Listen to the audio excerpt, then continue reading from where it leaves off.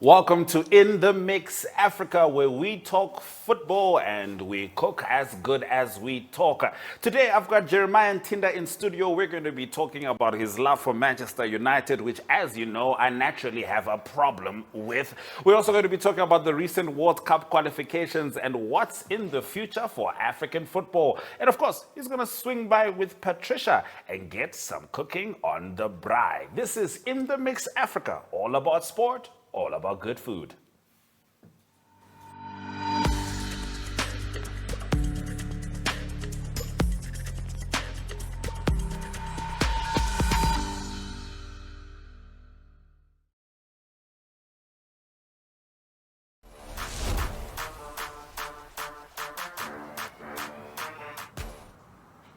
It's time for us to kick off the only way we know how, by introducing you to our guest. In studio with me is a marketing genius, if I say so myself. He is with Synergy Marketing, but for today, he's with In the Mix Africa, Jeremia Ntinda. How's it going, Jeremia? I'm good. How's it? Taking it easy, easy. Now, Jeremia, you have a unique disposition. Okay. A unique condition. Okay. A unique understanding of football. Yes. You seem to be of the opinion that the English Premier League is going to Manchester United. I would say, okay, I can say it's going to Manchester United, but I can also say, for me, I think we are going to finish top four. That's all I can say. Yes, top four. Talk to me. Why? Yeah. Why do you think so? Stats and numbers, man. Stats and numbers. If you look at it, I know. Okay, but yes, the games, we still have a lot of games to play, and then looking at Man United not having a lot of competitions to play in, so our players are more reserved. And yes, and then I just see the improvement now. I myself had a problem with the structure of the coach, how the whole format was, but I get to understand how he's playing. And then I've seen him doing it with his previous team, which he won trophies with, and I think he's going to do a good job. Obviously, there will be critics from the beginning, but yeah, he's going to do a good job. Now, are you sure you're improving to the standard of the top of the league? Because that's what top four is. Let me put it this way. Manchester United used to have pop and flace. Yes. Right? Okay. Then you lost the flace. Okay. Right? Are you sure getting the flace back is saying that you've improved, or are you now just back to normal football standards? Okay, okay. You might say the same. They are back to the normal football standard, but not really. Like I said, it's a long. We still have a lot of games to play. But I'm speaking in terms of improvement. We have seen we have the best players. Remember, we had the Rashford, the Garnacho, them, the Anthony, them on one team, and we still couldn't do it. But now with the structure, we brought in a coach that understands his players, and he brought in people that he thinks, okay, this one must play here, this one must play here. So I kinda understand now the whole format. And in terms of football itself, I just feel like we really improved. We really improved. If you watch soccer, you would understand that. No, I understand. It's a big improvement. I do understand with regards to the improvement, but I'm wondering if the improvement was really an upgrade or if the improvement was you coming back to being competitors, because you were playing poorly. We can all agree this. This coach that you are praising now, he was one game away from being fired. To be fair.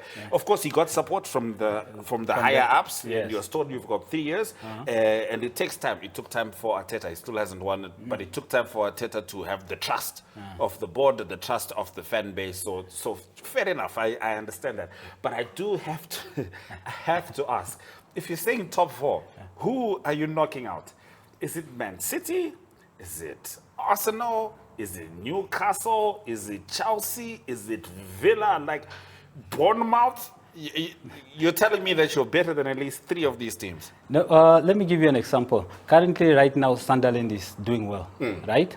Last year, we had the same thing with, I think, is it Brighton or was it I don't know, or was it Newcastle? But I don't think it's Newcastle. I think it's the smaller teams. The smaller teams, when they come in the league, they always kind of try to dominate. With energy. Yes, but it's the second round, second season. And that's where everything starts falling off. And for you think that's what Man United is No. Let me take you back to Arsenal. Arsenal tried everything they could last year. They tried everything to do whatever they could do last year. But things didn't work well for them, though they were playing very good. Yes. But for me, my belief is numbers don't lie. Currently, right now, our numbers are improving, and I don't think they will go down. They'll keep going up. Well, I appreciate the history lesson with Arsenal, but you know where Arsenal stands this season. When we come back, we're going to talk more African football. We leave the Brits to do what they're doing, and of course, do enjoy cooking the meal with Patty. Okay, cool.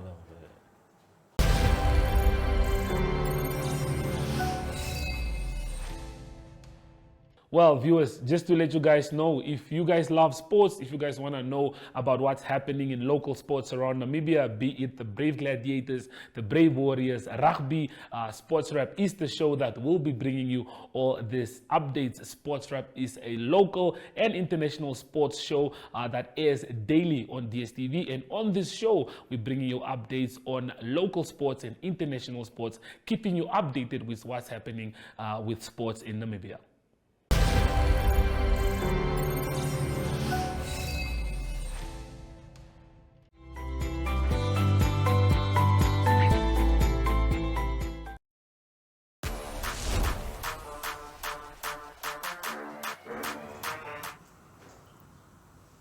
Welcome viewers to my braai corner. Thank you, Jeremiah, for joining me.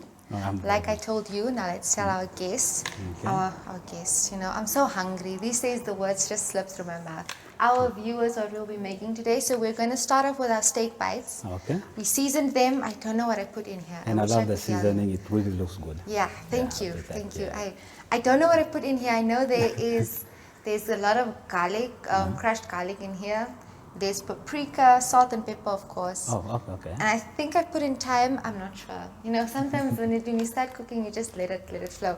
Okay. I put oil. I took the liberty of putting oil already in our pan, so I think you can put in our cubes. Do I have to pour or just put whatever in? works for you. I think you can just throw it all in. It's gonna start sizzling. I hope you don't get burnt. You must just continuously turn them so we don't have burnt Oh, garlic okay. So we're gonna have garlic steak bites with mashed potatoes and then like a greenish salad. I don't really know what it's called, but I'll ask Ashwin when we go to the next segment. So Jeremiah, you can put everything in and then just stir it through. Okay. So you and Ashwin got down to the technicalities of football, you know, how much you love it, what you think about what's going on right now. But here I want to talk about your love for the sport. Okay. You know, so everyone has a team that they support, whether you actually support the team like you know what's happening, and whether you just support the team because your dad supports the team and you are just there and you by default you support the team. But Jeremiah, which football team, international, locally, big or small, do you consider like your number one team? Okay, I started loving football because of my big brother. He's a big Man United fan. It's like family thing. Home-wise, I used to support a team from my village called 11 Morning Star. 11 Morning Star. Yes, and they are no longer. So I'm a big Man United fan. At school, I used to play soccer, and I love soccer. It's the same way I love meat, man. It's one and the same thing. I love soccer. I can't separate the two. So if someone came up to you today and they were like, "We're giving you the chance right now."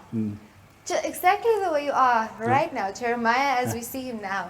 We're giving you the chance to pursue a career as a professional footballer. You can play for Man United, but you must now go through everything to get there. But you will play for the team. Will you take it? Will you drop everything and go play for Man United? Currently, right now, football it's a young men's sport. And also it goes with age. The more you have to be fit for it. Yeah. So if I'm to go to sports right now, probably I really love to be a coach, but not a player per se. Yeah, not a player per se, but I would probably, and I love being a coach. Okay. Yeah. Are you a coach at the moment? I did do some small things here and there. But nothing too serious. Yeah, but nothing too serious. Yes. Okay, maybe you can come and teach the In the Mix team how to play soccer. And by In the Mix team, I mean me. I'm sure Brian and Ashwin and Jevon can play soccer, but not me. Okay. Haven't even tried it. I think you must know your limits sometimes. Sometimes you must know. You know before even trying that this is for me or not for me. Yeah, that's what I'm saying. It's a young man's sport. Yeah. You can't just you can't be, let me say 25, 28 and you decide, no, I want to go play soccer. Suddenly it won't work for you. But probably there are people that it have worked for, but nah, it's a young man's sport. Okay, I understand that. I mean, you can start young and still play football up until whatever age it's time to retire. I think Ronaldo have shown everybody that But it's possible. it's possible. But like yeah, we yeah. said, he started young. Yes. You can't just wake up at like Decided 30 I'm a and be footballer. like, I want to be a professional footballer, and then it just kicks off like Yeah, that. nah, It not doesn't really. work. Yeah. Okay. But by the time I was at school, I was really good. I used to play for my class, though we never won any class tournament. I was really good, and I really love soccer like that. Okay. Yeah. So tell me, when it's time for, let's say, Man United. Man United is like the team that they apparently that I don't understand this beef, but Liverpool. Let's say the two teams play. Now it's me against you. What food-wise, what are we eating when this match is playing? What is there in front of us? You are allowed to mention the beers. We know it's there. Okay. You always have to have a beer. I'll say probably on your left hand, and then probably some ribs or some chicken wings. Yeah. It's something that's easy to grip onto and Yeah. not messy enough. But Now you not don't want too something messy because when you are going to be jumping, it's going to mess up. Yeah. Okay, so beer on the left because apparently winners drink on the left hand, and then a rib or chicken wing on your right hand. Yes. Okay, so now you know what to eat when you are watching Liverpool against Man United again. So our ribs are getting ready. We have to go now to JSB as well as see what's happening at Short Corner. But when we come back, our food will be ready and we will be ready to dig in. So don't move a muscle. We will be right back.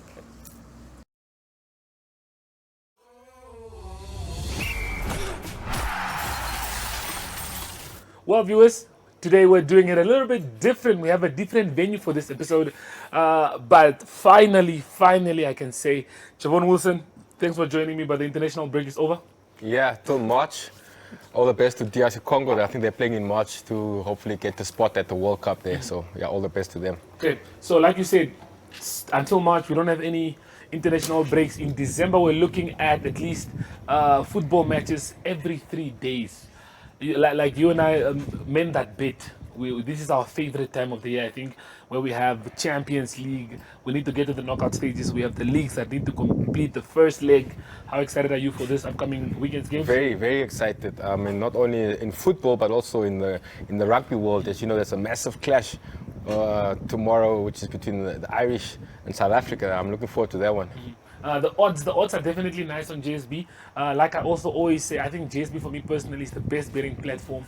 It's the one platform where you can get a bit of everything. I mean, if you want to do tennis, you can go for tennis. If you want to do rugby, you can do rugby. If you want to do football, you can do football. But let's talk about your bet slip.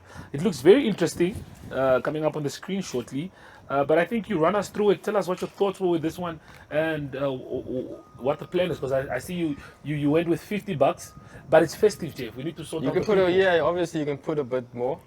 United, I think United Old Trafford Monday evening. I think that's a banker against the Everton. Okay. I think Real Madrid against Elche, that's also a banker. Brighton, Brentford, I'm not so sure, but I went with the Brighton at home. At the Amex, it is their fortress. I went with the South Africa to beat the Irish.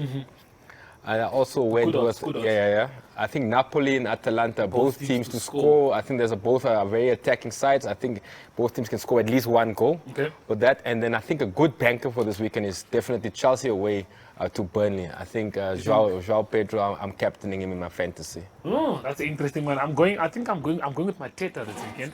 He's playing against Crystal Palace. Crystal Palace is playing against the Wolves. I think it's a good differential, but I'm not going to be touching on the team. If we have a look at my bet slip, I went for Chelsea to win. I think we're on the same page there. Chelsea should be good enough to beat Burnley. And then Liverpool to beat Nottingham Forest. Liverpool have to bounce back after that loss to Manchester City. So I think they'll get a comfortable win against Sean Dyche's team. And then I have Manchester City. I think this is the risky game on my bet slip. But I'm going really hard this weekend because I do need the money for the festive time. I want to go to the coast this December. Sound of summer, a lot of things are happening, and I want to be festive. So the only way I can be festive is if I do it with JSB and get myself some cash.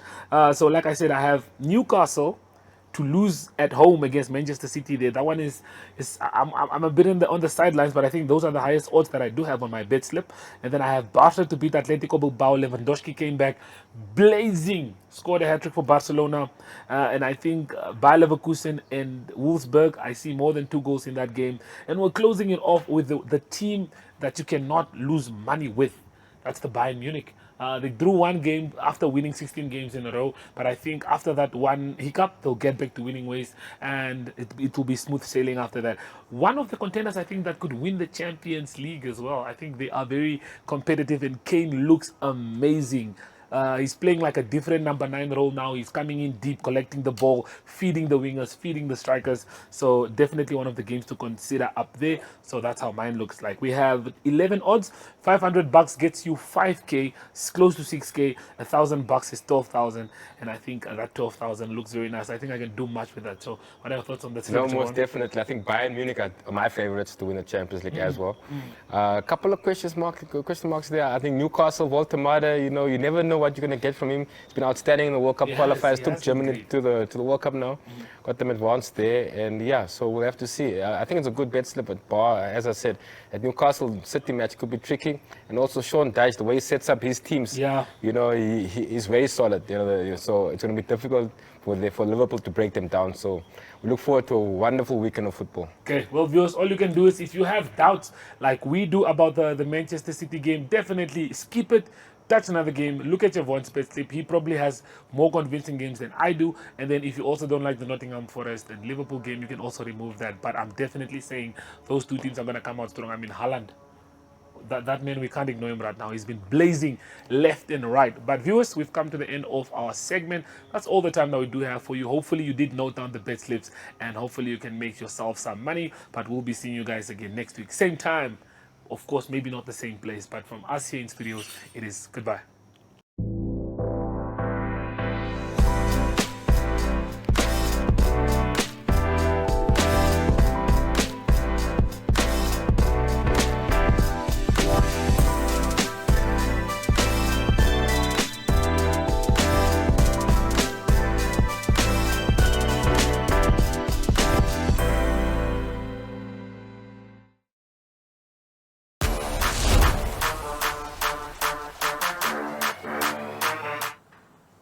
It's time for us to head into short corner. As we've tried to tell you, yes, football is the main thing. Football is the pap, but you can't have pap without other things. We love to focus on other sports as well, especially when Africans are involved. And it's a big weekend for South Africa. Springboks are taking on Ireland, and Proteas are taking on India. Here's our friend from South Africa, Ari Hogad, breaking it down. It's exciting sport, exciting sporting weekend. I just love Captain Fantastic. I love that Demba Bavuma. How was that? Beating India in India on a spinner's wicket. That was brilliant. And hopefully in the second test that will start on Saturday, they can do the same. That's rugby first. That's 2 of the fly-offs. Not sure which one will play. Probably Sasha Spinback and Kumazula will be starting. Playing against Ireland, the reality is the last 5 games South Africa played against Ireland, South Africa only won once. And Rossi Erasmus there, the coach, has never won in Dublin as a coach. So lots to play for. And South Africa not been playing good rugby in Ireland so far. They've been playing good rugby in Europe so far. They won the first 3 games against Japan and also against France and Italy. They also still need to play Wales next week. But a big assignment for them. There's been red cards that they got in the previous 2 games. Some of that has been overturned, but it's going to be physical, it's going to be hard and exciting. That is South Africa playing Ireland. Then the cricket, that starts on Saturday. It's a second 5-day test, and winning the toss is going to be important again. That is Bumrah putting his arms around Bavuma. That's after losing, that's after India lost, but a great performance by Temba Bavuma. He had a brilliant innings, and hopefully that man, it is Kagiso Rabada, hopefully he will be fit to play. But winning the toss is going to be important. To win the toss, bat first. There's going to be a spinner's wicket, definitely, and try to get India to bat last on that wicket again. So that's exciting cricket and rugby this coming weekend.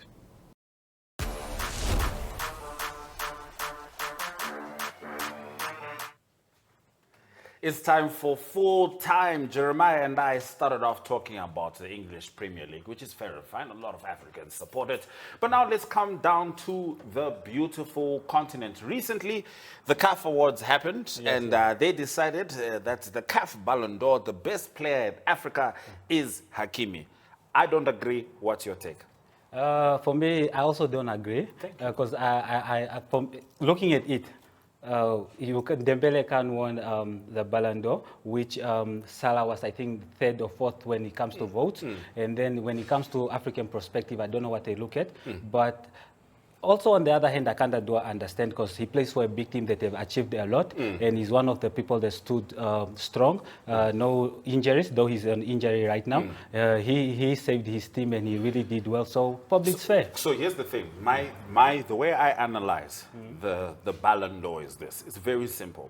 If you have no team and you're signing this player, you can build around them and win. Yes. You can't build around Hakimi. He's not a main actor. He's not the main guy at PSG. You can build around Salah. You can build around Osimhen. You can build around Lukman.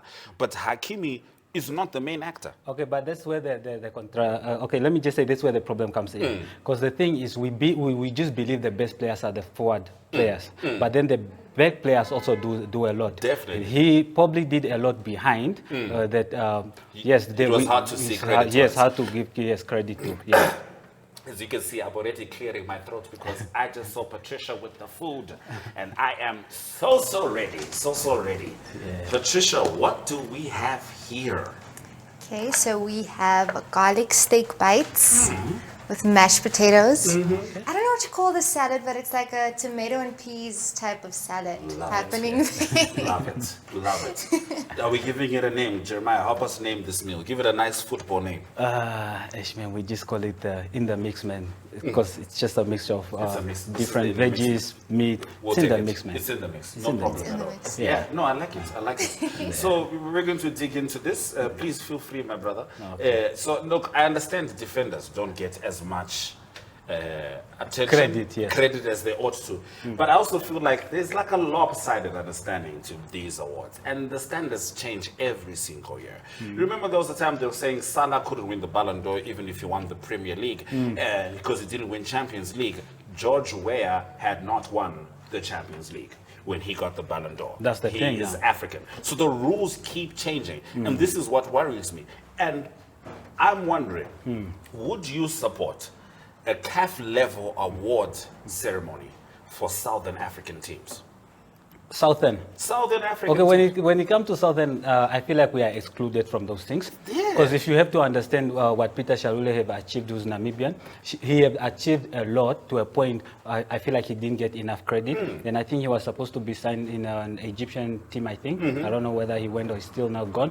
But at the end of the day, man, they don't consider us under the Southern side. Probably that side, but yeah. Probably it was fair this time, but I really think it was nice to give it to a defender. It's a different perspective and probably to boost the defender's confidence when it comes to football. But yeah, let's see what happens next year. I'm going to ask you a selfish question. Okay. You know, teams are usually sad when they can't go to the AFCON or to the World Cup. Nigerians are in a mess right now. They're in a mess. Don't eat any jollof without consultation. People are not there mentally right now. They're still trying to really figure out what happened. Yeah. But sometimes, let's be honest, you get a guilty smile. And I'm wondering, when you found out that Mbeumo and Cameroon didn't qualify, did you go, yes, for Manchester United? At the end of the day, privately here, I said yes. Yeah, I have to say yes because he's currently one of the let me say our top player right now. So we have to save him and we need to keep him fit. You need to keep him fit. So Cameroon, Jeremiah does not care about your World Cup ambitions. I'm just joking. Thank you for joining us on the show, Jeremiah. Patricia, thank you for the amazing meal. This has been In the Mix Africa, keeping it sport, keeping it African.